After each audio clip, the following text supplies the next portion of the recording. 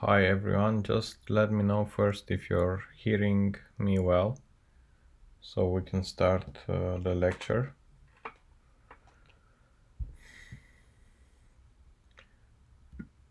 So once I get a confirmation, I will start.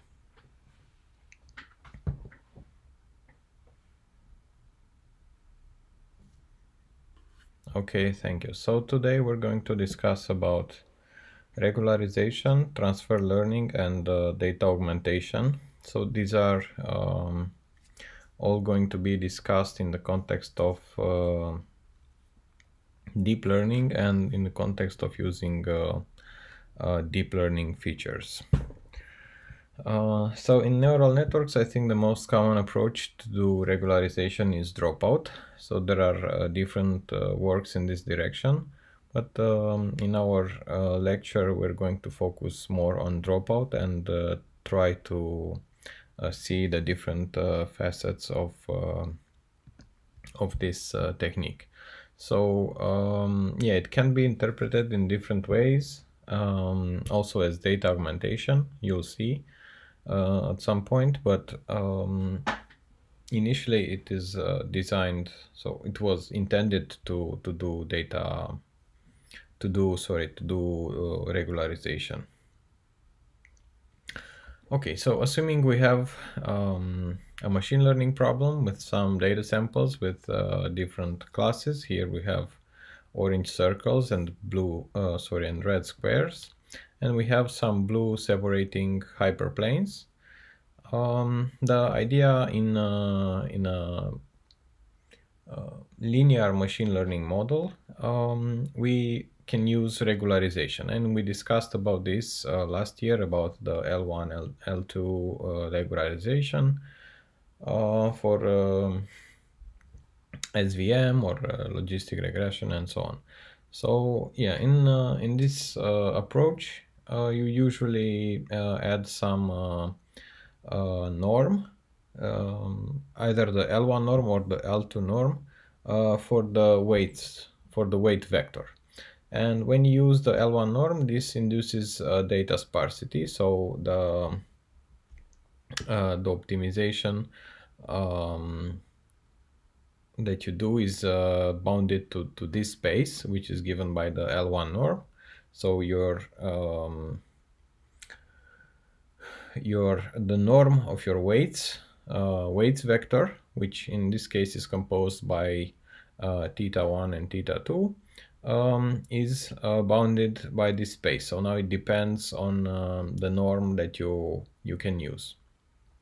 So essentially, if you have some optimal point somewhere and you want to optimize the model within this bounded space, the model will tend to be sparse. So it will choose non-zero values for some of the components in the weight vector and 0 for the other components. So in this case, theta 1 is 0.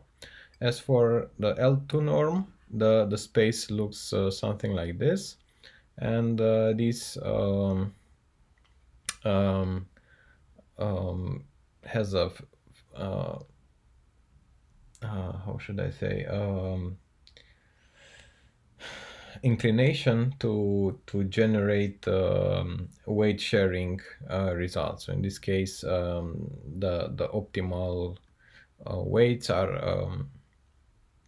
a combination of all the weights. So this does not induce weight sparsity.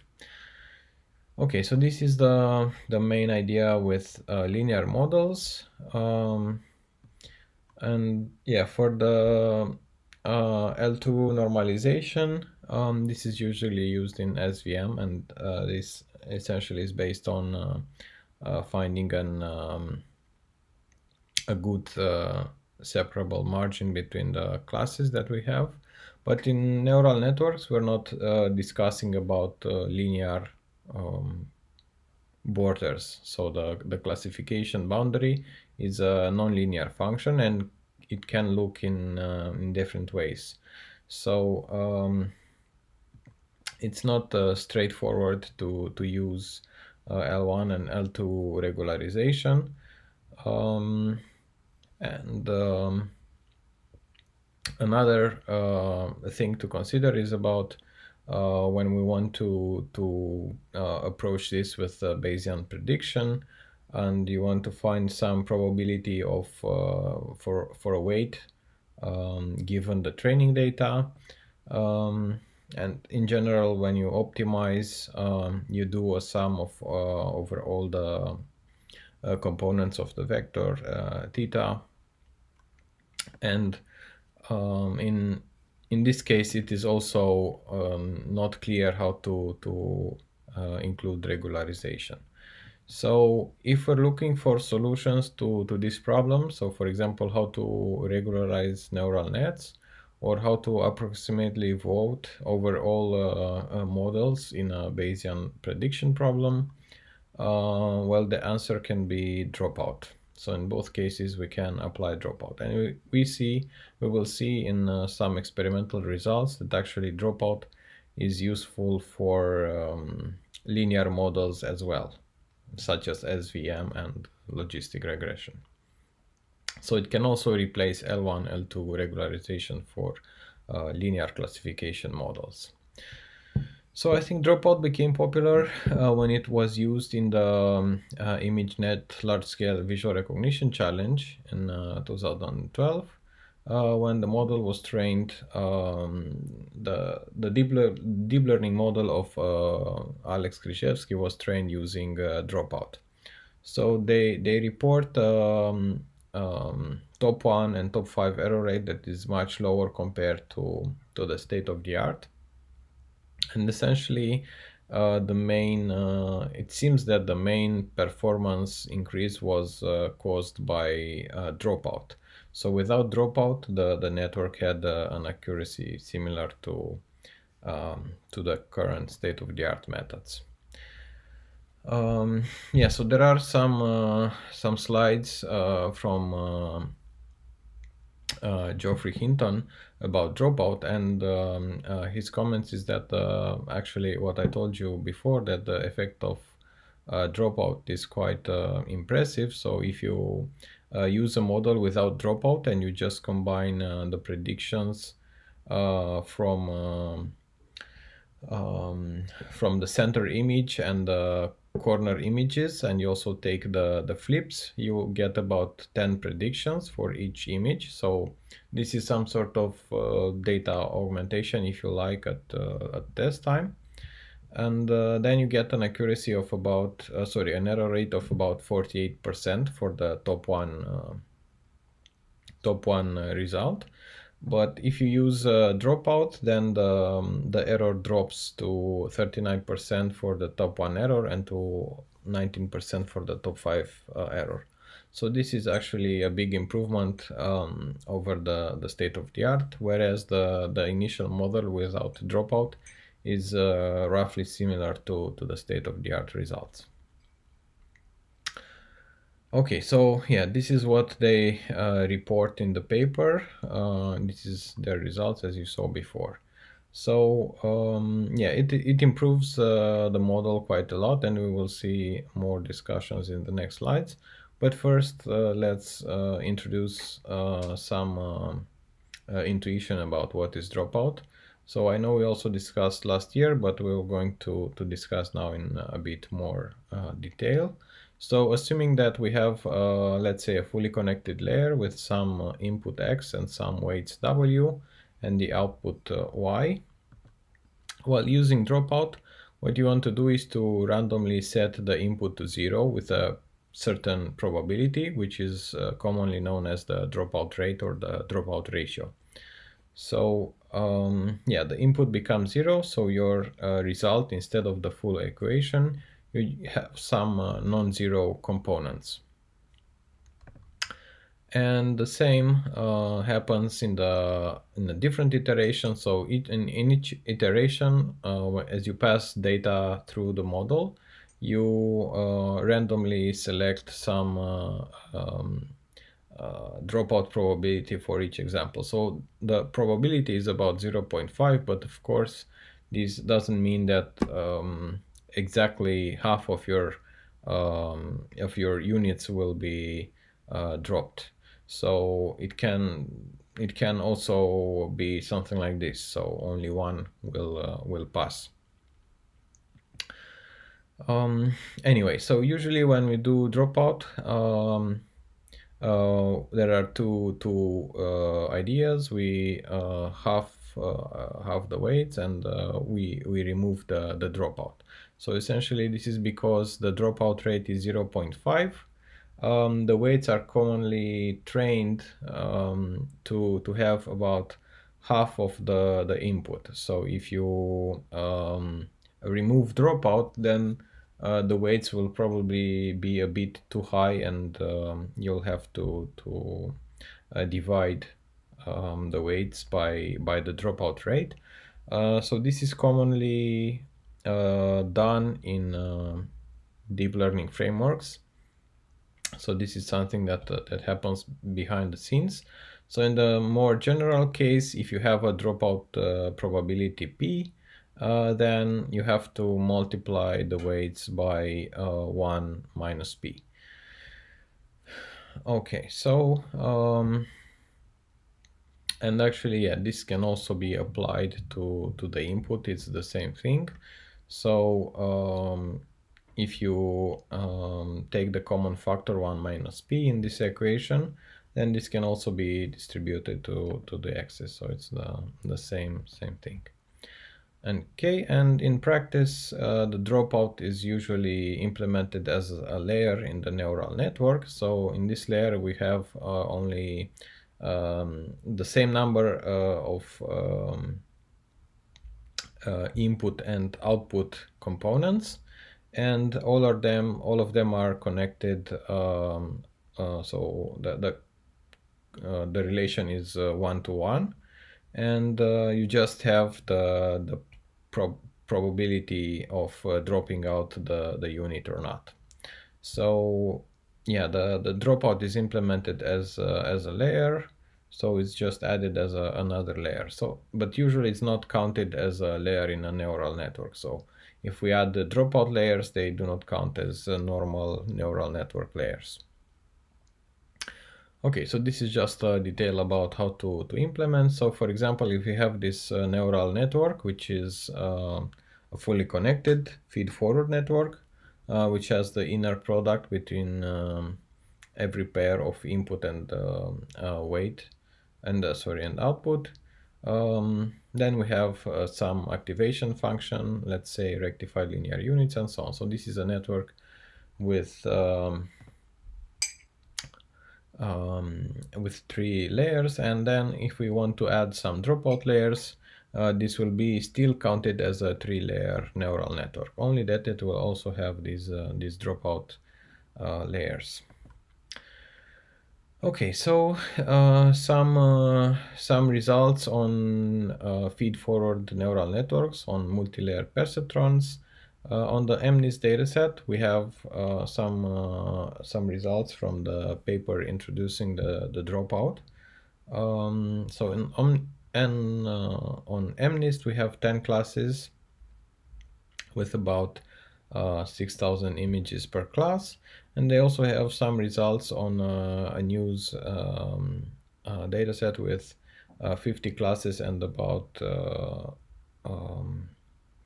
I think around 40,000 images per class.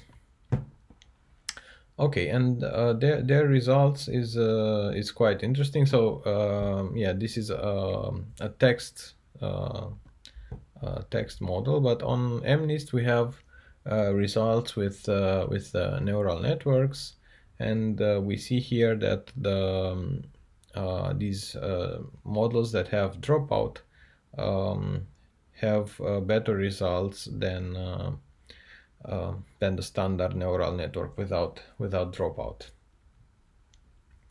And we also see the same performance increase when we add the dropout for deep belief networks. We also see some performance improvements. Okay, so for the Reuters dataset, they, as I said, they employed a 3-layer neural network, and they also obtained a more than 1% improvement. So yeah, the biggest improvement was observed for ImageNet, but it also applies to other data sets, to smaller data sets. And this is a graph showing the classification error on MNIST with dropout and without dropout. And as you add, as you train the model, even from the beginning, the model converges faster and stabilizes to a better um, optimum.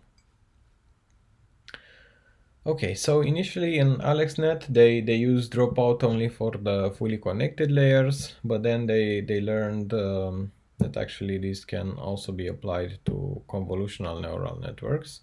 So you can add dropout also after convolutions. And the experiments are conducted on different data sets like the Street View house numbers, which contains 10 classes and about 70,000 images, and also on CFAR 10 and CFAR 100 data sets. So these are data sets with 10 and 100 object classes respectively. And the images, yeah, are not so big in resolution, but the data sets contain a lot of images. So, and they also have, of course, results on ImageNet, and here they use color images for 1,000 object classes and about 1 million images for training. And here they show the results. So we have, so these are different results from the state of the art. We see here the error rate. And then they show results with, for example, a convolutional neural network with max pooling, and then they add also the dropout. And yeah, they try different configuration and they obtain quite good results. And they also use this idea introduced in a paper by Goodfellow Maxout, which is somewhat similar to dropout. So instead of dropping out, you just do max of different, so different inputs compete against each other, and this also brings some improvement. And also for CFAR 10 and CFAR 100, so dropout again improves performance over the baselines. So if you do it only in the fully connected layers, as in Krzyzewski's work, you'll get some improvements, but if you do it in all layers, you get even more improvements. So yeah, this is very important. Okay, and also results on ImageNet. So this is the result from the Krzyzewski paper, where they have improved the state of the art by quite a margin. And for the experiments presented in Sivastrava et al. Paper, we also see some improvements for the average of 5 convolutional neural networks. So this is yet another interesting improvement. Okay, and as I said before, dropout also applies on simple linear classifiers, and there are some experiments conducted in this paper, Decaf by John Donahue, and actually Decaf is pre-trained the features from a pre-trained neural network, which are used in a linear classification model. So they have some experiments on Caltech 101. So this data set has 101 object categories, and they use these CNNs from a network called CafeNet, which is an implementation of AlexNet in Cafe. This library was used, was quite popular actually in the first years of deep learning, but now it is it is not so popular anymore. But anyway, so what they did they used these CNN features extracted from different layers. So for example, from the fifth layer of the network, sixth layer, or seventh layer. So Decaf 5 means the features from the fifth layer. And then they train a logistic regression, or SVM, on top. And the dropout is actually applied only for the linear model, for logistic regression or for SVM. And yeah, they took the Decaf paper and showed that dropout improves, but they only tried for the more accurate representations, so Decaf 6 and Decaf 7, and they obtained some 2% improvements for about each model representation. So yet again, their results are above the state-of-the-art methods at the time. Okay, so why does Dropout work? Why does it work so well? And there are some additional questions, like how to select a good model, or how to make a good prediction with Dropout. So essentially, some answers for the question is that Dropout prevents co-adaptation of features. So we discussed about a bit this part last time. So co-adaptation, it means that the features are trained jointly together, and when there are so many features, individual features do not count so much for the overall decision. So when you include the dropout, the individual features become more important. So this prevents co-adaptation, and it also induces sparse activations.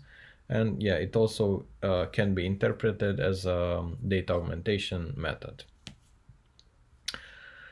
Okay, and how about making a good prediction? So there are different approaches here. So one is to do bagging with shared weight. So bagging is an approach that actually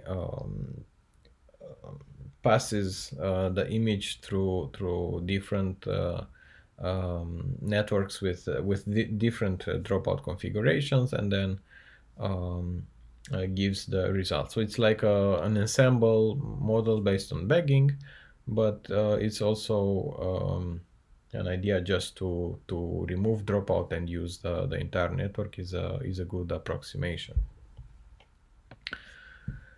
Okay, so yeah, about the first comment that dropout prevents co-adaptation. So the problem is when we have these co-adaptations of features, these are likely to go wrong for new test data, because the intuition is that complex conspiracies are not robust. So if a complex combination of features make the prediction, then this is not a very robust. So actually the components are not very reliable. Actually, I think this is a good way to put it. So for example, if we have some training data that looks something like this, and we have the associated weights.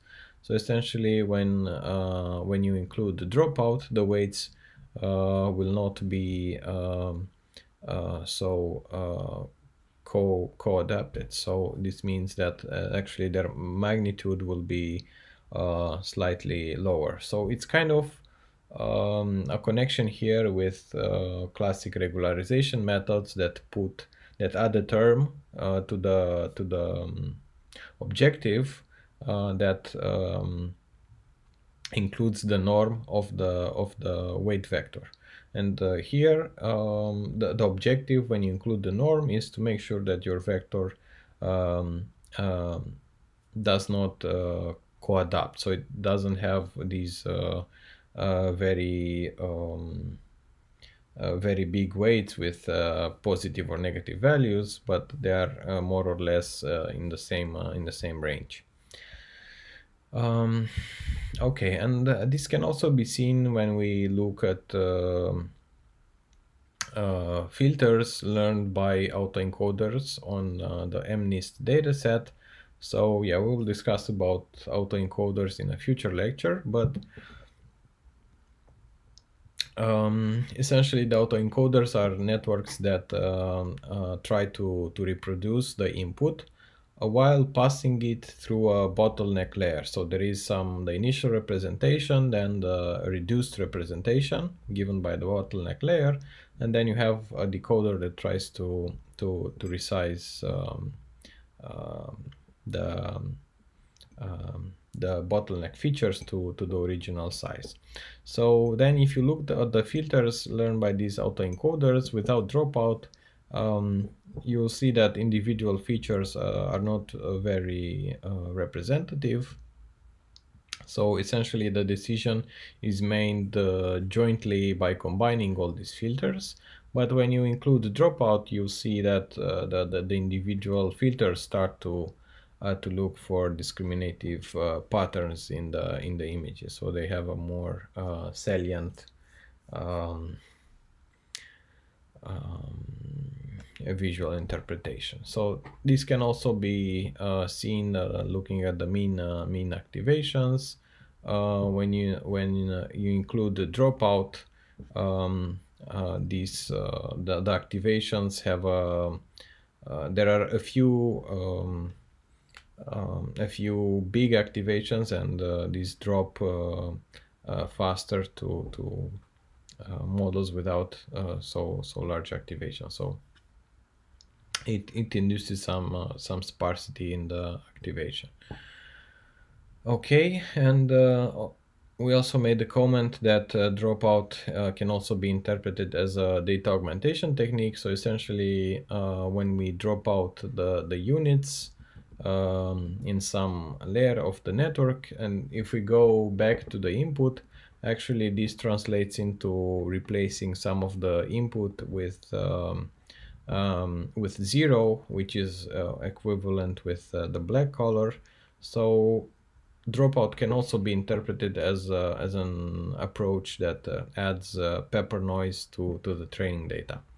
So yeah, it forces the model to become robust to this kind of noise. So we can also look at this interpretation. Okay, and yeah, about the inference, what we can do is to in a standard network, when we apply dropout, we only have some units. So we have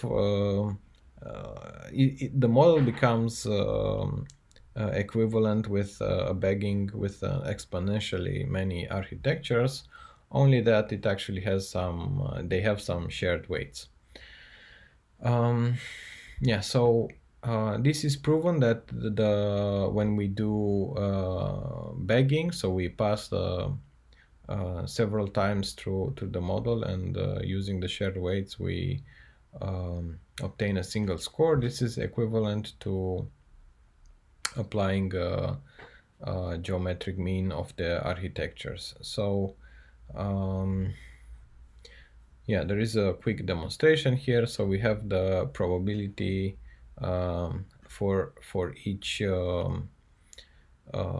weight theta. There are let's say n passes through the model. So we have a product of all these probabilities, and here we actually, instead of the product, we use a sum of powers, and the square root of order n is also can also be written as 1 divided by n. So this becomes equivalent to this equation. Okay, so we can also see here that we have this approach based on averaging by weight scaling, and also Monte Carlo model averaging are about the same. So these are equivalent. So in the end, if you do the basic dropout, you get about the same results. Perhaps you get some small improvements if you do averages, Monte Carlo averaging on more samples, but this also becomes more expensive at inference time. So perhaps the performance gain is not really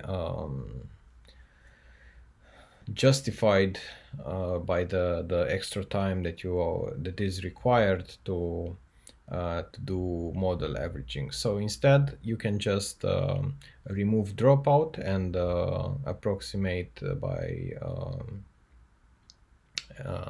weight scaling, and it's equivalent. So you get good performance. So the basic idea, just remove dropout and scale the weights, works pretty fine, and this is what is done in practice in common frameworks today. Okay, so okay, we also see that the dropout ratio can also act as a regularization parameter. So if we look at the underfitting and overfitting trade-off on training and test, we see that we obtain good results when the ratio is about 0.3, 0.4. And at some point, if we use too much dropout, the model will start to underfit. So this is overfitting, and this is underfitting, and the same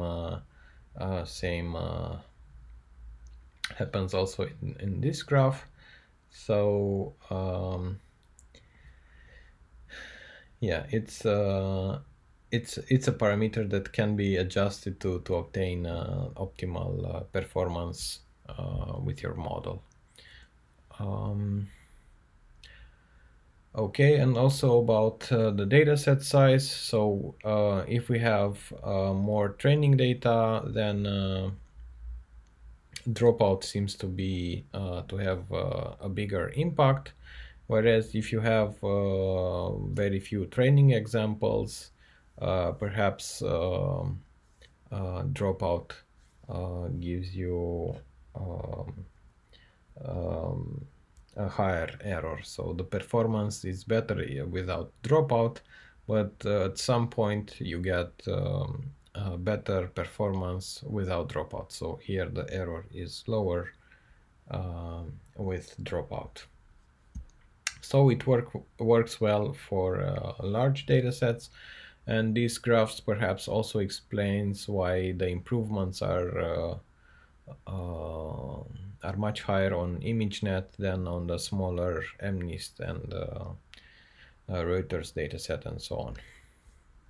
Okay, so this closes the first part of our lectures about regularization and dropout.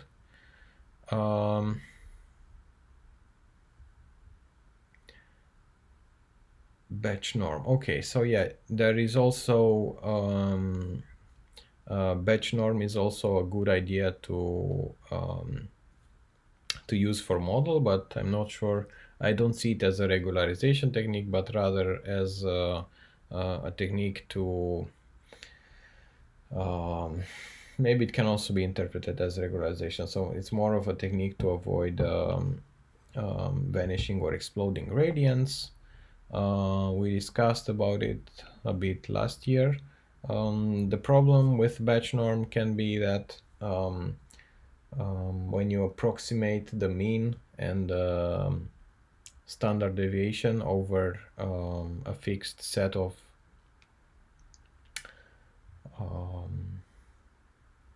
data samples, so on a mini batch, then you have to make sure that you have enough training samples in the mini batch to obtain good approximation. So in practice, I observed many times that batch norm doesn't provide good results when the batches are very small, and there are also some problems when you apply applied at inference time. There are some problems with batch norm. So Dropout, I think, is a more generic approach, and it doesn't have these problems as batch norm. But yeah, in cases when you can use batch norm, it could be a good idea. Okay, so going back to our slides, so the next topic will be transfer learning. So there are different papers on this topic, and we're going to summarize some of these most important results. So the main question is, okay, we have some large data sets. For example, on object recognition, we have ImageNet, and we can train very powerful deep neural networks. But there are many problems where we do not have enough training data samples. So we only have a small set of samples, and a deep neural network will probably overfit. So the question is, can we use the features in deep neural networks trained on other tasks to a different task and obtain better results? So there are many papers on this topic, as I said, that try to discuss different aspects of this problem. So we're going to discuss some of these. So the main idea of transfer learning is, let's say we have a convolutional neural network such as AlexNet. So this has some image as input and is trained to classify objects in these images. So the main idea is that these neural networks learn some useful filters that kind of look like Gabor filters or color blobs in the first convolutional layers, and as you go on, you'll find more and more complex patterns. So these become very class specific, but at least in the initial layers we obtain generic patterns that can be actually useful for other object recognition tasks. So the question is, to what level should we try to reuse these features? So how useful are the features that we're trying to reuse? So perhaps if we go to features that are very specialized to certain object classes, then we will not be able to this will not be very useful to our problem. But if we try to do this with perhaps the first layer or the second layer features, these are quite generic and can be used for different problems. So yeah, the first this is one important question that Zeiler et al. Tried to answer, and they published this paper at ECCV. And they tried to look at these visualizations. And yeah, there is the main idea is that if you try to have a scale of general and specific features, we know that the input features, the features closer to the input are more general, and as we go towards the output, they become more and more specific. But the question is, we don't know how exactly, if this is like a linear transition, or does this happen more abruptly. So we don't know actually the path that's the ground truth. So we can try to find the right path by analyzing, by taking some neural networks and plugging them in some experiments and trying to see, try to quantify the general to specific transition by using transfer learning. Okay, so the main idea is that we have two neural networks. We have a large neural network that is trained, or larger neural network that is trained for some task A, and we take some part of this model A, and we transfer it to the model B. So now these weights are borrowed from this neural network, and we just train the model uh, for only through these layers. So the assumption is that if these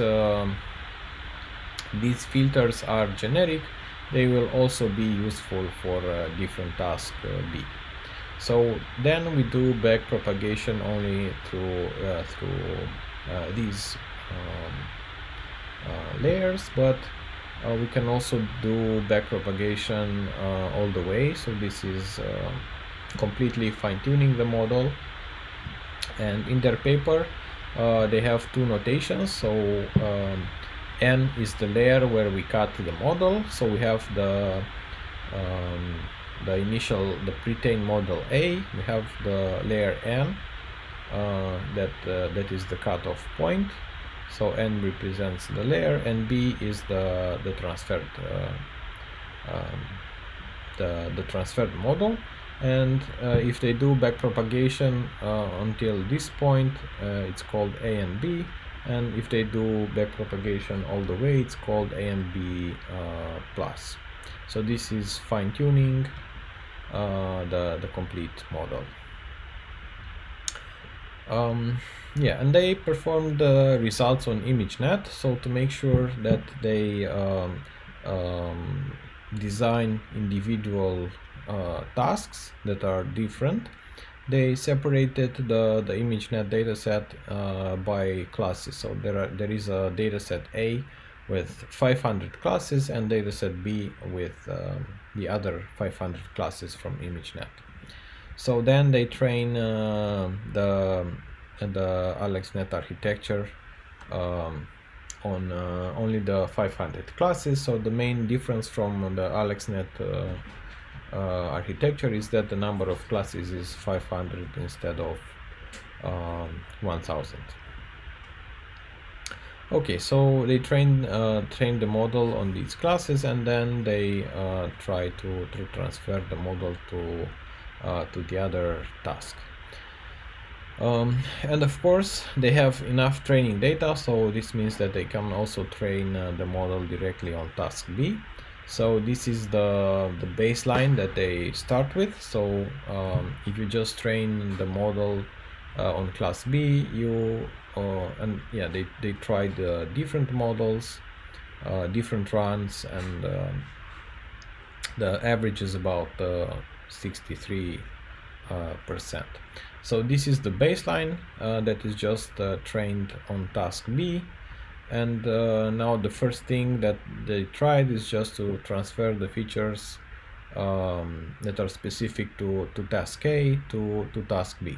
So the hypothesis, if these are specific to task A, the performance should drop. Otherwise, the performance should be the same. And now we provide images from task B as input, and we have, of course, associated labels from task B. And we train this part of the network. So this is the model A and B. And we compare this model to the base. So we have the base model, and the idea, if the features are specific, then the performance will drop. If the features are generic, the performance should be the same as model B. So now if we look at how this transfers, how the features transfer, and we see here the layers 1, 2, 3, and so on. We see that for layers 1 and 2, these are the results are about the same as the base model, but then if you go to layer 3 and so on, they slightly the performance slightly decreases until you go to the last layer, and we observe a significant performance decrease at this point. So yeah, if you just consider just the last layer of features and you just train a classifier on top of that, they observed that there is a significant performance drop.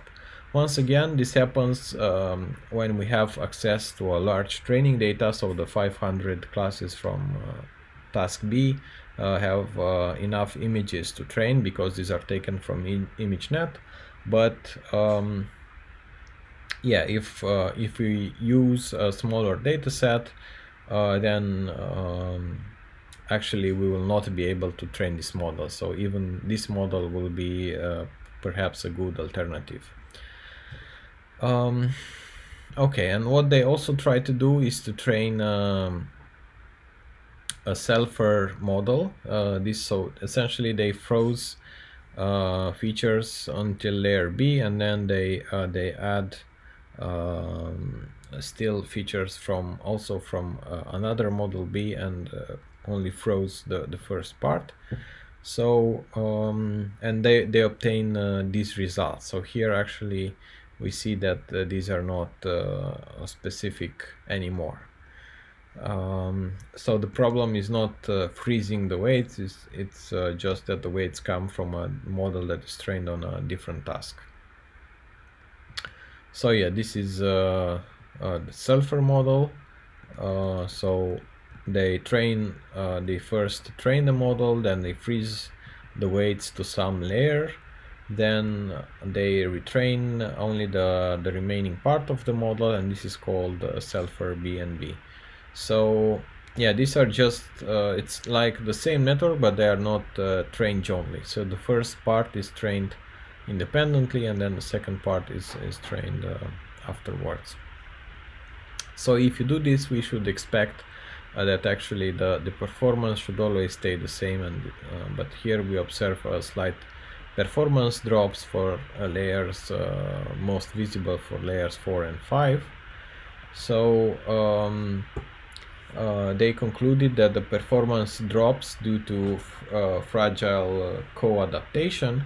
So this can be solved actually by using Dropout. So as I said before, Dropout prevents co-adaptation of features. So if you perhaps increase the dropout rate for these features, you will be able to reduce this error. Okay, so actually part of what this means is that part of this graph is also can be explained by fragile co-adaptation. So it's not only due to the specificity of the features. So only this part can be explained by representation specificity. So actually we can see here that actually I think until about layer 4 the difference here is still quite small.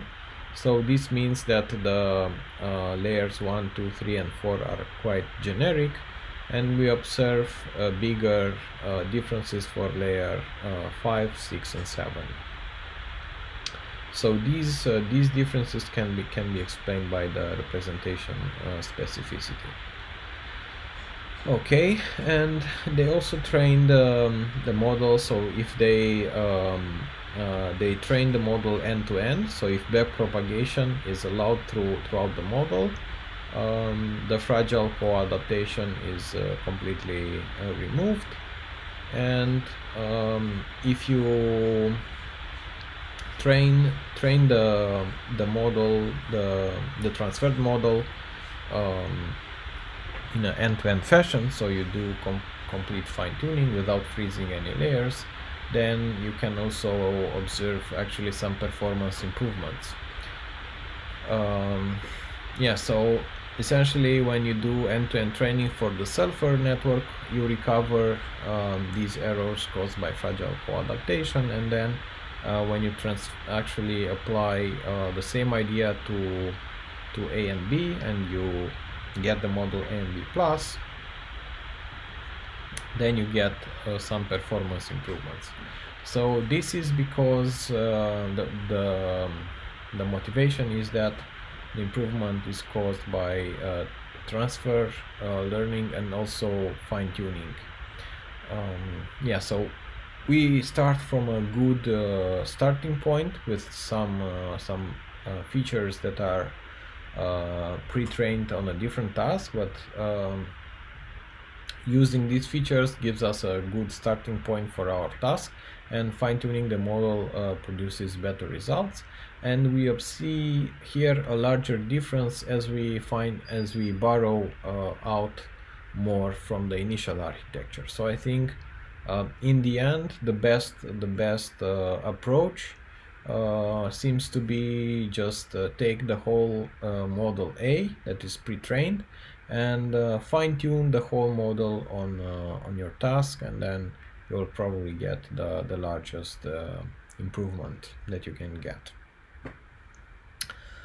Okay, and they also did, so initially they split the data randomly, so you get a lot of similar classes in the two dataset splits.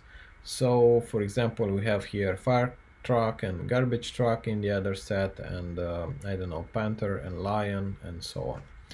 So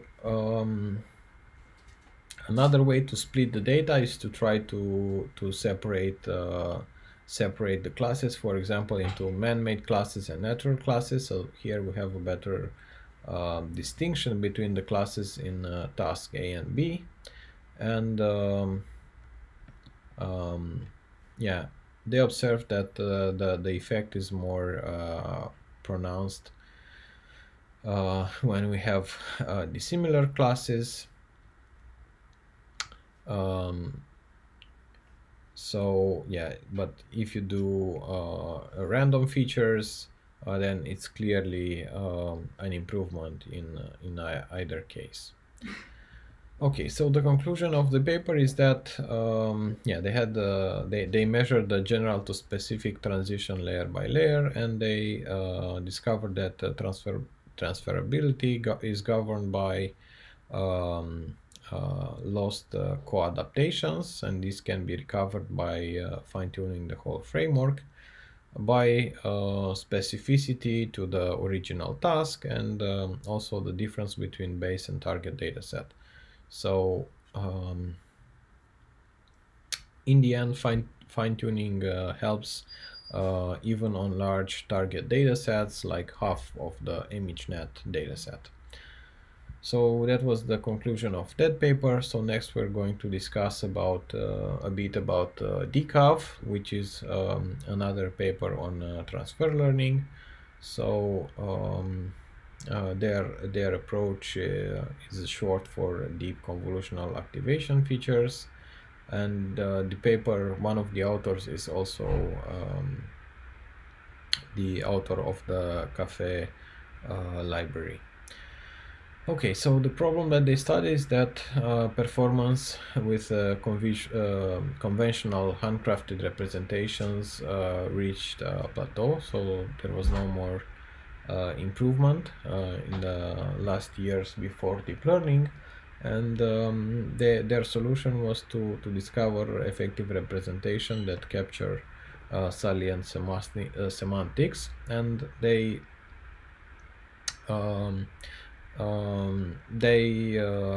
studied deep neural network architectures to see if they can obtain this effective representation using deep learning. So essentially they tried to use different models and to obtain these Disney visualizations with different data representations, including handcrafted and deep representations. So they selected deep networks because these should be able to capture salient aspects of a given domain. They were found to perform better than traditional approaches. And they also have been applied to large-scale visual recognition tasks. However, for limited training data, these networks tend to overfit, so there is some question here about the possibility to use these models, and also there are many visual recognition challenges when you have a few training data samples. So their approach was to use a deep convolutional model in a fully supervised setting. So they took this model, they extracted features from the respective network, and then they evaluated the efficiency of these features on different vision tasks. So this is the main procedure. So it's a transfer learning setting. They train a model, they extract some features, and then they use those features in a with another linear machine learning model to predict object classes or scenes and so on for different vision tasks. So the questions that they try to address are the following. So do these features extracted from CNNs generalize well to other data sets? How does the performance vary with network depth? So they also try to use features from different after different layers in the network, and also how does the performance vary with different network architectures. Okay, so they adopted the CNN architecture proposed by Krzyzewski with 5 convolutional layers, 3 fully connected layers, which won the ImageNet 2012 competition. And they follow the same training protocol, only that they used input images of 256 by 256 pixels and without data augmentation. And they compared this approach with state-of-the-art handcrafted representations like GIST and LLC. And first, they used the Disney algorithm to look at how the data is represented, how the data can be visualized with these different features, and yeah, they use the ImageNet validation set to avoid overfitting, and the the scene dataset to evaluate how bias affects the results.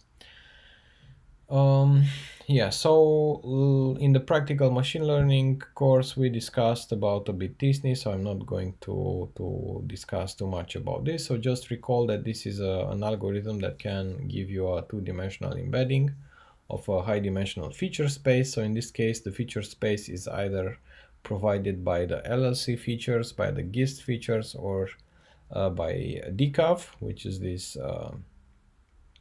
deep neural network trained on ImageNet, and then the data points are plotted in this two-dimensional embedding and colored depending on their category. So yeah, if we look at the LSC features, we see that these are projected in a space like this, so we don't see any clear patterns of how the data is separated. Then we also, if you also look at the GIST features, these are also mixed in the space. And for decaf features, if you take the features from the first layer, you don't see big distinctions. But if you take some of the more specific layers that are closer to the output, you see that the Disney visualization looks quite good. So the classes are well separated in this, or at least better separated than in the other cases. So this as a from this interpretation, we can really see that the features can these features can really separate the object categories. So yeah, And also they studied the generalization to Sun to the Sun database. Um, so when we apply these pre-trained features on this database, and they here considered some of the high-scale object categories, like so Sun contains scenes that are indoor or outdoor, and here for outdoor we have man-made, natural, or both. And for indoor, we also have indoor plus outdoor and man-made. So if we look at these categories, we can see a clear distinction between indoor on this side and outdoor on this other side. And within the outdoor category, we see the man-made, um, the natural, and kind of in between the outdoor categories with both natural and man-made environments. Yeah, so the space, the embedding space that is generated by Disney has a meaningful visual interpretation. So this really indicates that the Decaf 6 features are quite useful. And they also studied the computational time of the Decaf framework, and they found that most of the time is taken by the fully connected layers. So if you're also interested in the computational time, you can go towards using, I don't know, convolutional features. But if you want to obtain better performance, you can go to a deeper layer. So they concluded that a good trade-off is to use Decaf 5 and Decaf 6. Okay, so they also studied the strength of Decaf on different datasets like Caltech 101, domain adaptation to Office dataset, fine grain recognition with Caltech UCSD, and also scene recognition, as I said before.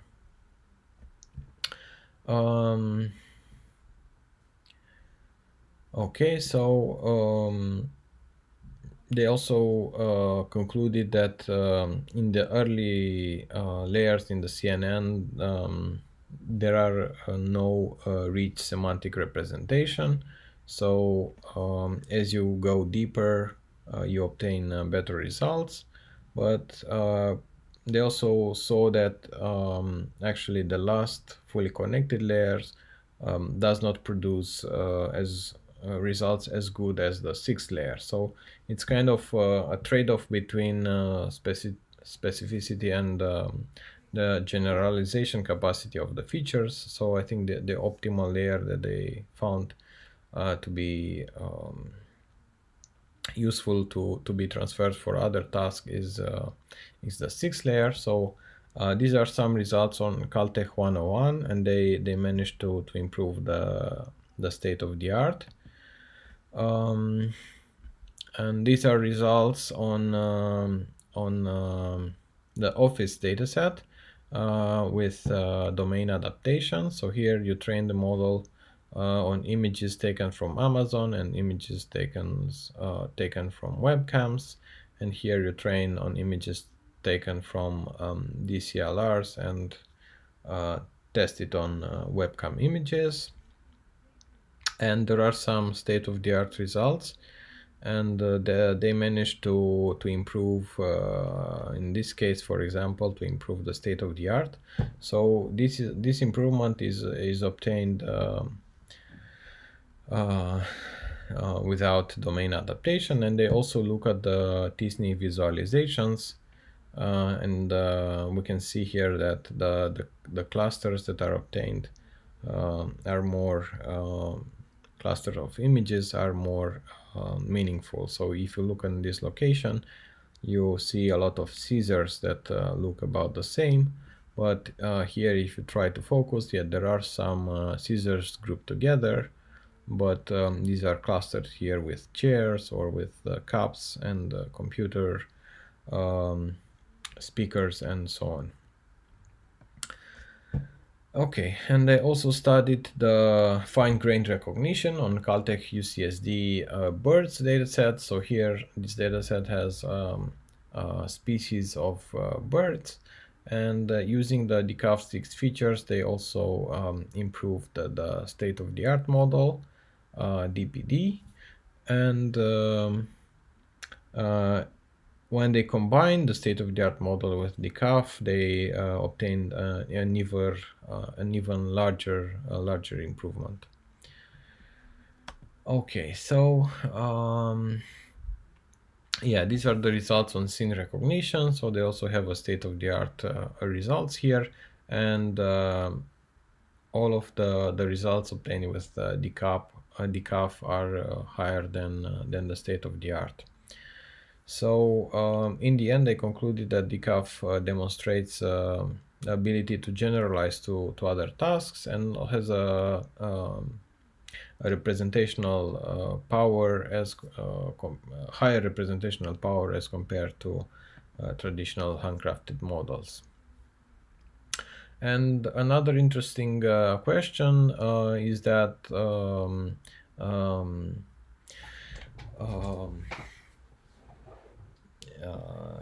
could the features extracted by deep networks, can they be exploited for a wide variety of vision tasks? And in the end, the conclusion is that the CNN representation can replace these pipelines of handcrafted architectures and achieve better results. And the study that tried out this experiment is called Overfeat. So this is a publicly available CNN, also based on AlexNet. Is trained in a similar configuration on ImageNet 2013. And the features extracted from Overfeat were used as a generic image representation.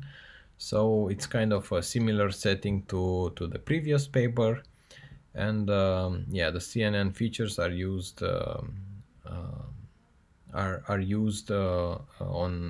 with simple classifiers that are trained on specific task datasets. So these are the results from the Overfit paper. So here they studied object classification, scene classification, birds, fine-grained recognition, flowers, and so on. So there are different data sets that they studied. So they took also the best state-of-the-art approach, a CNN that is off the shelf. So just a standard architecture, then the off-the-shelf network plus data augmentation, and then finally a specialized CNN. So their conclusion is if you use the off-the-shelf network, so the pre-trained features with data augmentation, you can obtain about the same results as if you would train a network from scratch on the respective tasks. So and sometimes, so here these are quite close. Here they obtain some improvements. Yeah, and depending on the case, their results are quite good. So here they have, for example, a 4% improvement compared to the specialized CNN. So let me just check the time because I forgot. Yeah, so we'll still have enough time. Okay, so they have results on different recognition tasks from Pascal VOC 2007 and MIT 16. This is visual classification. Oxford Flowers 102 and Caltech UCSD BERT for fine grained recognition. They also study the task of attribute detection, so that there are some data sets with different attributes for objects, and they try to predict to detect these attributes. And they also studied the visual image retrieval task. So they have a big variety of tasks that they studied, and what they did is to normalize the feature vectors using the L2 norm. So this is just in standard machine learning. So this is an important pre-processing step when you want to use deep features in a pre-trained deep features in a linear model. And they apply the support vector machine on top of the CNN features. So their framework is called CNN SVM. Okay, so as I said before, they also use the data augmentation by adding cropped and rotated image samples. So this model is denoted by CNN AUG plus SVM. Okay, so for visual classification, they used two datasets, Pascal VOC and MIT 67. The first dataset contains 20 object classes, whereas the second one has 67 indoor scene classes, and they obtained good results for five. For five of the first 10, I think, object, or these are actually 9 object categories in Pascal VOC. So yeah, these are compared to the state-of-the-art models, and here they obtain significant improvements. Yeah, this is a graph with the mean average precision over Pascal VOC 2007. And as we use a deeper representation for Overfeat, we can see that the mean AP increases in score. And also for the MIT 67 dataset, they analyzed the confusion matrix, and they observed that some of the misclassifications can be really explained by the similarity between the two classes. So for example, here they have a library and a bookstore. So in both cases, we expect shelves with books. So it's really hard to distinguish, even for a human, which one is a library and which one is a bookstore. And the same can apply to cinema and auditorium, and also bakery and buffet and so on. So it's a very fine distinction between these classes. So the model seems to work quite well, considering these very similar classes. So what they're trying to say is that the mean accuracy is not that low. Okay, let me just check if there are any more questions. Not until this point. Okay, so yeah, these were the results for visual classification. So now if we go to fine-grained object recognition, once again they surpassed the state-of-the-art most of the state-of-the-art results, and here they are quite close to Decaf, which is a similar approach based on transfer learning, which I presented earlier. So they obtained good results, but without using handcrafted features like deformable parts model. And they also report significant improvements for the Oxford 102 flowers dataset. So they surpass most of the state-of-the-art approaches. So here, importantly, the improvements are obtained when they use data augmentation for this data set. Okay, so then they also studied the task of attribute detection. So there are these data sets UI 64 and the H3D dataset. So for these datasets, there are attributes like shape, part, and material. For example, the attribute has head, material, for example, is furry, and so on.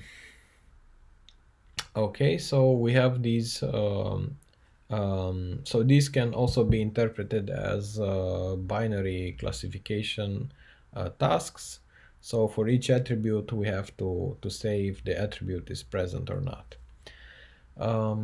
Yeah, and there are some previous studies on these data sets, and once again, using CNN SVM, they improve the state-of-the-art results. So at least within category and overall, they have significant improvements. There are methods that are slightly better on results across different categories. So these are identifying features within the same category, and this is results across different object categories. And again, for the H3D dataset, in most cases they also improve the state of the art. And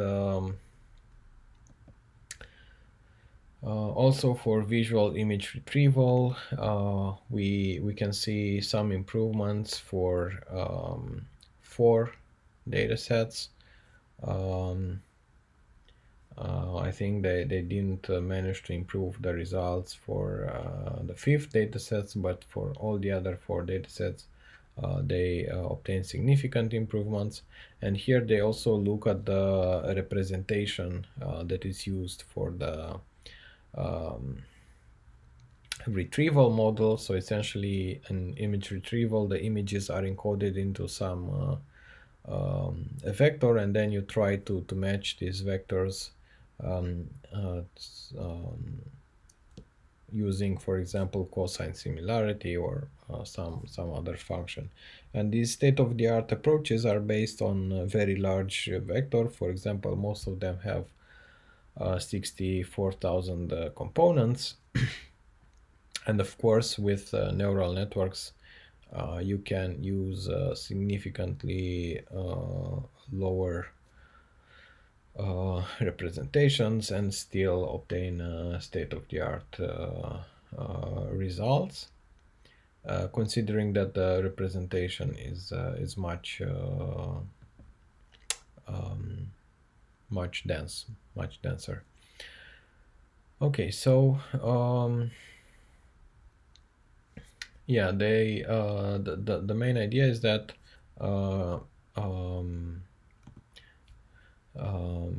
here we have some shallow features with handcrafted classical. This is a handcrafted classical representation, and deep features from a CNN, and they also try to compare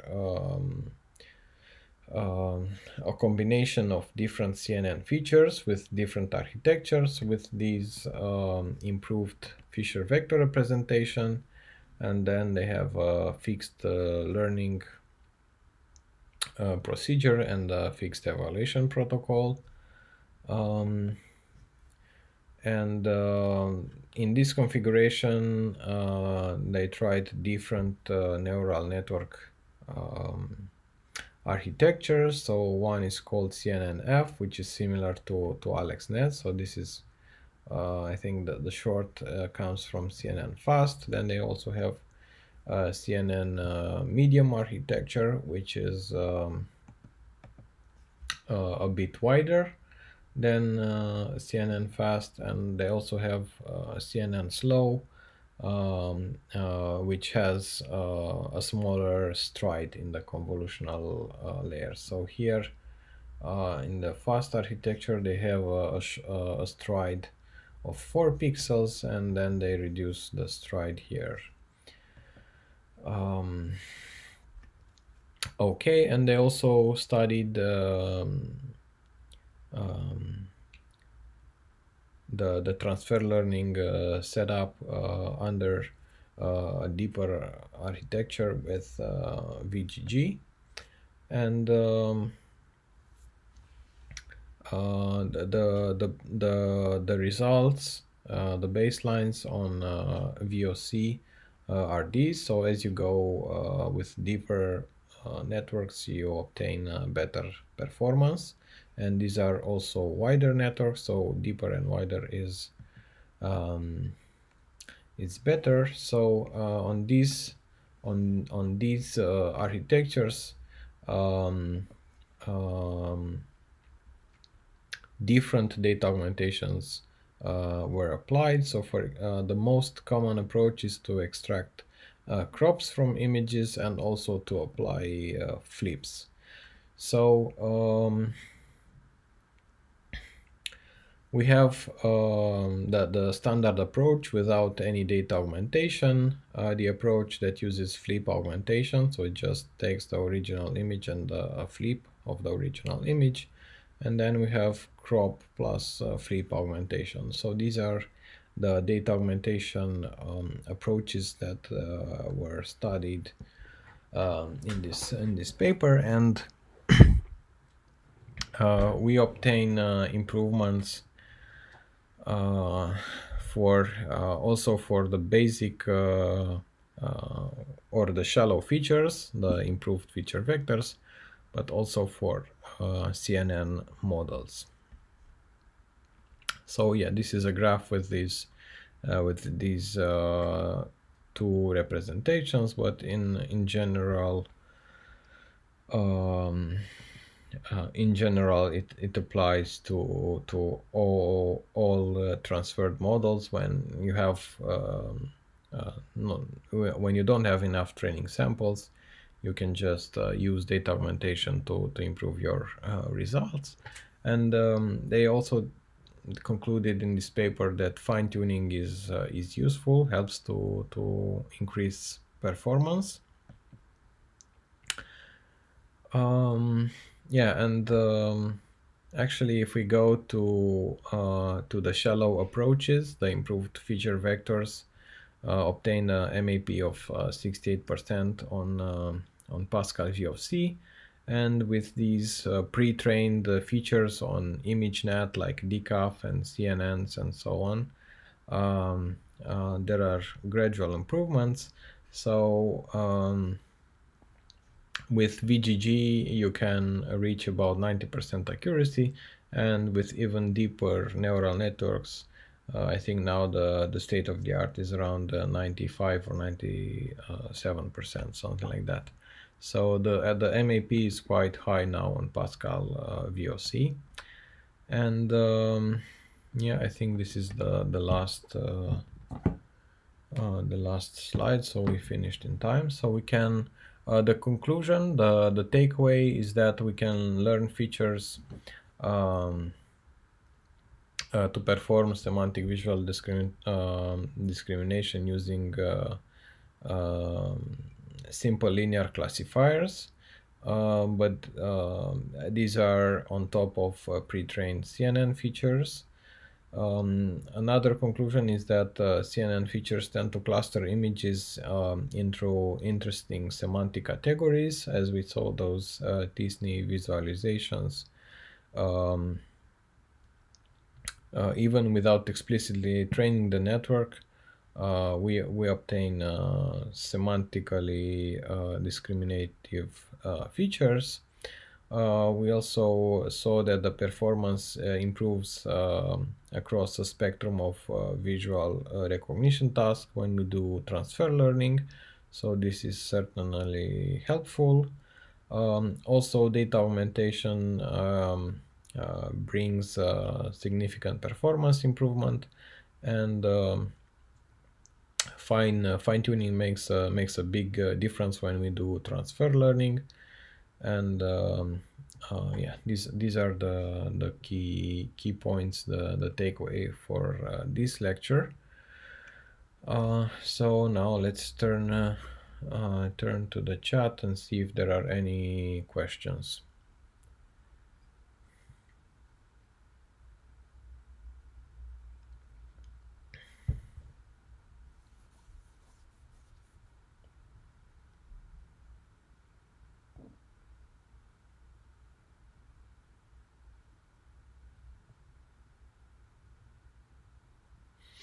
Yeah, I'm not sure what is the delay for the video stream. So it's not clear if you're still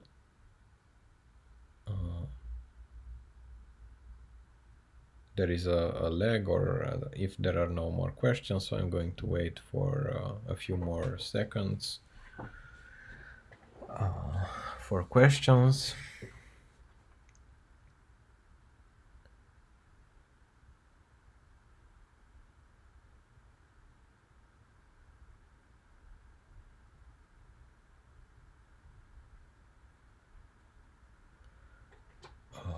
Layer truncated and transfer learning.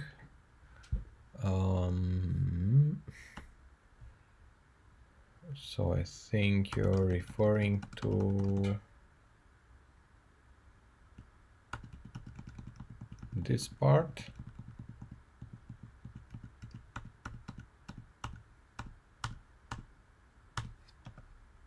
I think.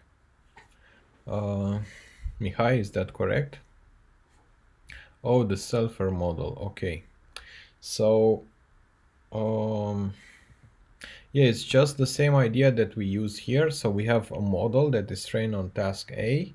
We freeze the layers. So we just use the features, the weights from these preliminary layers of the network. We lock them. And then we train the architecture on a different task B, but we do not train the whole architecture. So we just backpropagate until this layer. So these are pre-trained layers with pre-trained weights, and these are weights that are trained from scratch on task B. So this is the A and B model, and let me see. Yeah, these are the slides for the sulfur model. So the sulfur model, we train the model on task B. So this is trained on end to end. Then we freeze the model. This initial model, we freeze the layers, and then we reinitialize some of the weights, and then we do backpropagation until a certain layer. So here, this is why we have some problem with co-adaptation of the weights. So because these are adapted in a preliminary step, so then these weights here have to adapt to the frozen features. So when you do when you freeze these features and train this component independently, the idea is that you obtain you obtain this performance here.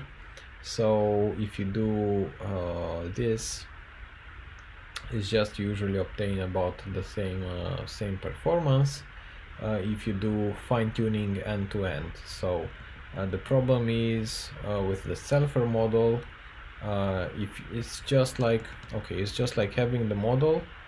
So you train a part of it in an end-to-end fashion. You freeze this part of the model, and then you retrain the second part of the model independently. So these are just not trained. It's like having a model formed of two parts that are not trained jointly together. So these are trained independently. You train the first part, you freeze it, then you train the second part. So if you do this, you have this problem of fragile co-adaptation, which can be recovered by fine-tuning. Okay, so fine-tuning helps first of all, it helps to recover from this problem, but also when you use transfer from a different task, you can also improve generalization. So essentially, if you do transfer and fine-tuning, it's better.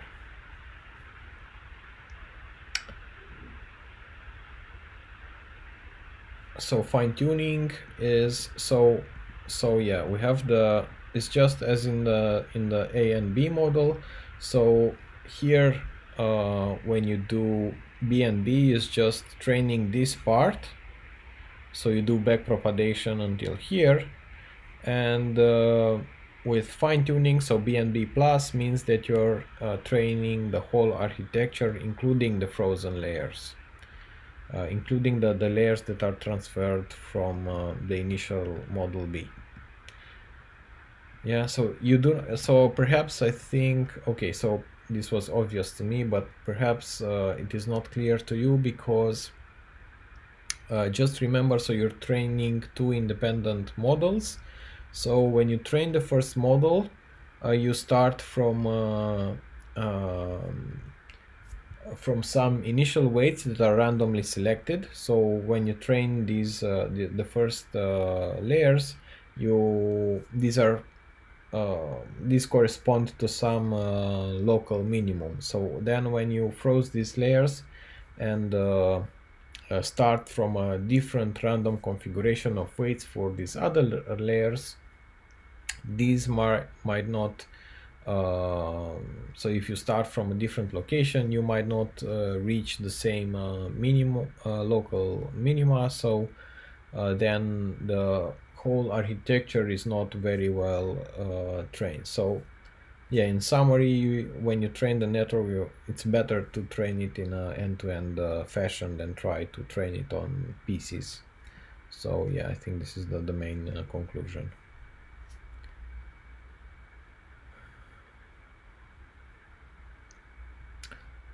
Okay, so I also answered this question.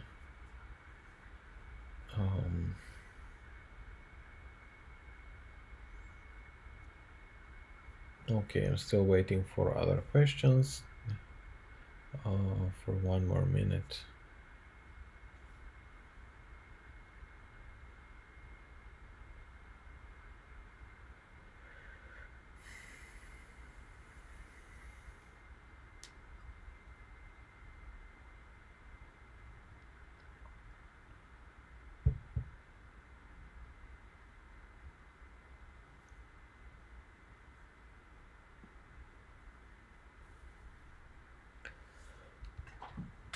Okay, so it seems that there aren't any other questions. So thank you guys for participating, and see you next week at the same time.